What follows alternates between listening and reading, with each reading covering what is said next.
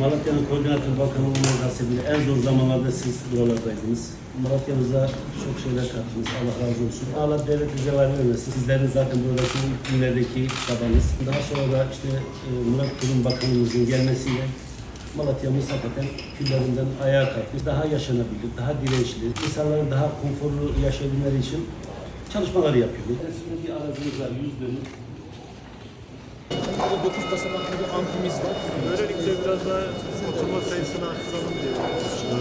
Altında da şey var orada. Altında 55 kişi kapasiteli bir ses izolasyonu sağlanmış bir seminer salonumuz var. Aynı zamanda öğrencilerin fotokopi ve öğrenci işlerini vereceği alanlar oluşturduk altında. Kitap şu aksta aşağıya kadar Sayın Bakanım kitaplık alanlarına kadar akustik panellerimiz gelecek ve bütün hepsi sağa sola aksta da kitap raflarımız olacak. Aynı zamanda serbest çalışma alanları ve bilgisayarlı çalışma alanları içinde blok altlarını karşıda A ve B bloğun altında zemin altına aldık. Orada da serbest çalışma alanları olacak.